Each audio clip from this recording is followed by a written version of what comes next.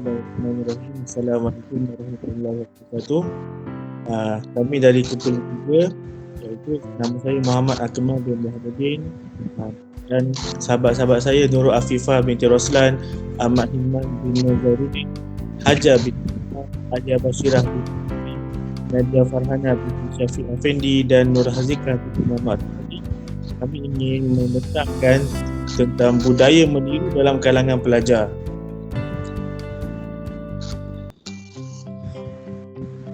Definisi meniru ialah hasil daripada usaha membuat sesuatu yang sama atau hampir sama dengan yang asli. Definisi peperiksaan pula ialah ujian yang diadakan untuk menguji pengetahuan dan kelebihan seseorang. Jadi meniru di dalam peperiksaan ini telah menjadi satu perkara yang tidak asing lagi. Perkara memiliki banyak aplikasi negatif terhadap masa hadapan pelajar bukannya. Next. Pada zaman ini berlaku proses normalisasi secara pesat. Proses normalisasi ini berlaku apabila generasi zaman sekarang ini disajikan dengan drama dan filem yang mengisahkan tentang meniru di dalam peperiksaan.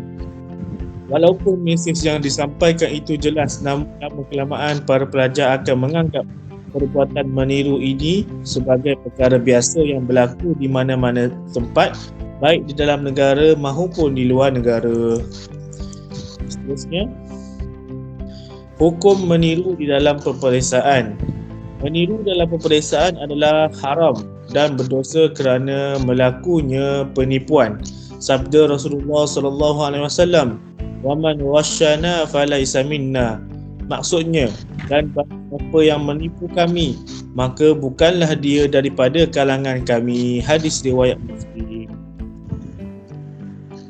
Baiklah, terdapat 3 teori psikologi yang dapat dikaitkan dengan isu budaya meniru, iaitu teori kognitif, teori pembelajaran sosial dan teori behaviorisme. Teori kognitif. Teori kognitif ini berkait rapat dengan proses mental yang melibatkan pengetahuan, pengamatan dan pemahaman terhadap sesuatu perkara. Pengetahuan dan pengalaman sedia ada individu diguna pakai dan diubah sesuai dengan maklumat yang baharu. Kaitan antara teori kognitif dan juga budaya meniru dapat kita lihat di sini dari segi kaedah, kesan dan juga akibat.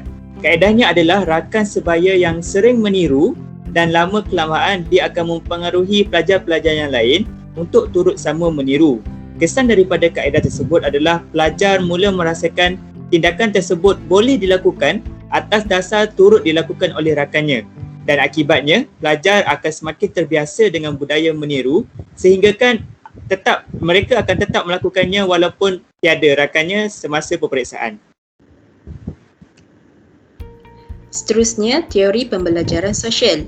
Teori ini mengatakan bahawa satu pembelajaran itu berlaku dengan memerhatikan orang lain melakukan sesuatu perkara atau menjadikan orang lain sebagai model. Individu lebih cenderung untuk meniru tingkah laku yang diberi peneguhan positif atau dianggap menarik baginya.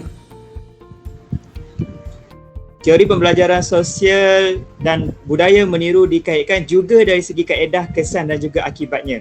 Kaedahnya adalah pelajar memerhatikan rakannya meniru dalam setiap peperiksaan dan tidak pernah dikenakan sebarang tindakan. Kesannya adalah pelajar menjadikan rakannya itu sebagai role model kerana rakannya selalu berjaya dalam peperiksaan dengan hanya meniru. Dan akibatnya, pelajar turut sama meniru dalam peperiksaan berdasarkan apa yang diperhatikan oleh rakannya. Dan yang terakhir, teori behaviorisme. Menurut teori ini, seseorang dianggap telah belajar sesuatu apabila dia mampu untuk menunjukkan perubahan tingkah laku. Tingkah laku tersebut mesti diiringi dengan peneguhan yang positif supaya tidak berlaku penghapusan. Budaya meniru dan teori behaviorisme ini kaedahnya adalah pelajar pada awalnya hanya meniru untuk peperiksaan yang tidak sempat diulang kaji sahaja. Akan tetapi pelajar mula terbiasa dengan meniru dan mula mengaplikasikannya pada setiap jenis peperiksaan. Dan akibatnya adalah pelajar tidak lagi mengulang kaji untuk sebarang peperiksaan tetapi mula membuat persiapan untuk meniru di semua jenis mata pelajaran dalam peperiksaan. Seterusnya, kita lihat pula kajian lepas dan maklumat semasa mengenai budaya meniru dalam kalangan pelajar. Yang pertama, isu budaya meniru ini berlaku sama ada di peringkat sekolah atau di peringkat universiti di Malaysia. Jadi terdapat kajian daripada Nur Syiha dan Nur Liana 2013, mereka mendapati bahawa 82% mahasiswa UiTM pernah melakukan ketidakjujuran akademik. Jadi ini menunjukkan sebahagian besar pelajar pernah melakukan aktiviti ini. Jadi dapatan kajian juga menunjukkan bahawa kemudahan akses kepada ICT dan kemahiran penggunaannya memudahkan lagi aktiviti ketidakjujuran akademik di peringkat universiti. Jadi ini menunjukkan kemudahan teknologi juga mendorong pelajar untuk melakukan aktiviti meniru dalam peperiksaan.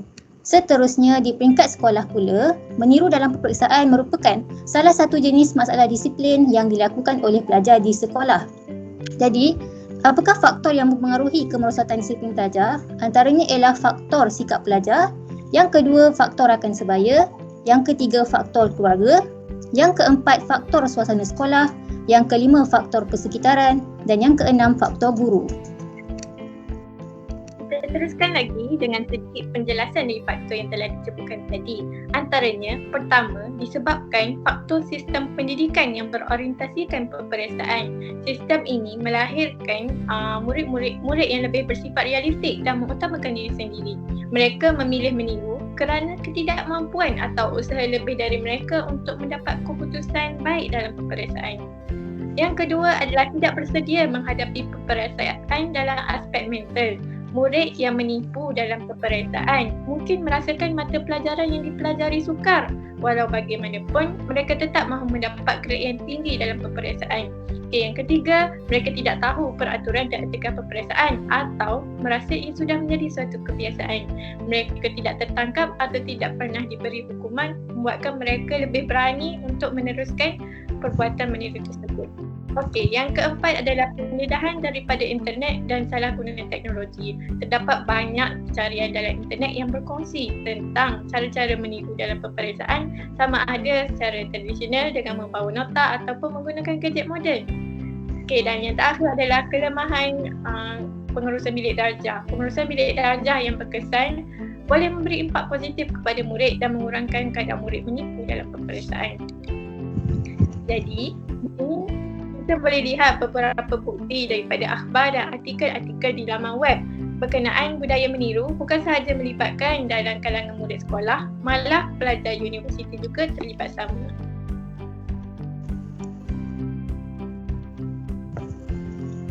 Seterusnya kita pergi kepada slide cadangan solusi. Berdasarkan perbincangan tadi, kita dapat lihat bahawa budaya meniru ni kian menular khususnya dalam kalangan remaja. Jadi terdapat 5 kelompok yang perlu memainkan peranan yang penting dalam membendung masalah ini. Mari kita lihat satu persatu. Next. Pertama, pelajar. Sebagai seorang pelajar mestilah bertanggungjawab untuk membuat persediaan awal sebelum menghadapi peperiksaan, di mana pelajar juga perlu fokus dalam kelas dan sekiranya ada kekeliruan terus bertanya kepada guru. Seterusnya rakan sebaya. Bagaimana rakan sebaya ni memainkan peranan yang sangat penting dalam membentuk satu suasana yang positif dan bebas daripada budaya meniru, di mana rakan sebaya perlu menunjukkan sikap yang positif dan akhlak yang terpuji. Tapi sekiranya ada berlaku juga perkara tersebut, maklumkan terus kepada pihak berwajib. Dan sebagai seorang rakan sebaya yang bertanggungjawab, kita perlu sama-sama menolong kawan kita seperti melaksanakan study group untuk membantu mereka yang keciciran. Seterusnya guru. Guru memainkan peranan yang sangat besar dalam membentuk tingkah laku pelajar, di mana guru perlu menyelami jiwa pelajar dan pemikiran pelajar dengan memberi nasihat. Kemudian guru juga boleh menerapkan nilai-nilai murni dalam diri pelajar seperti amanah, tanggungjawab dan jujur. Seterusnya, institusi pengajian juga memainkan peranan penting dengan mengenakan tindakan tegas dan tindakan tata tertib mengikut perbicaraan sama ada mengulang semula kertas peperiksaan, digantung semester atau dibuang universiti. Kerajaan juga perlulah memainkan peranan dengan mengenakan tindakan undang-undang kepada pesalah laku dan meletakkan garis panduan peperiksaan yang ketat kepada pelajar. Sebagai contoh, larangan penggunaan jam tangan elektronik dibawa masuk ke dalam Dewan Peperiksaan. Kesimpulannya, budaya meniru ini perlulah dipandang serius bagi menjamin nilai dan kualiti kemenjadian seseorang pelajar. Okay, di slide yang seterusnya, kami melampirkan 9 sumber rujukan yang telah diambil bagi menghasilkan pembentangan ini. Okay, ada persoalan? Okay, sekiranya anda ada persoalan, boleh diajukan di dalam kelas. Sekian sahaja dari kumpulan kami. Terima kasih atas tumpuan anda semua. Assalamualaikum warahmatullahi wabarakatuh.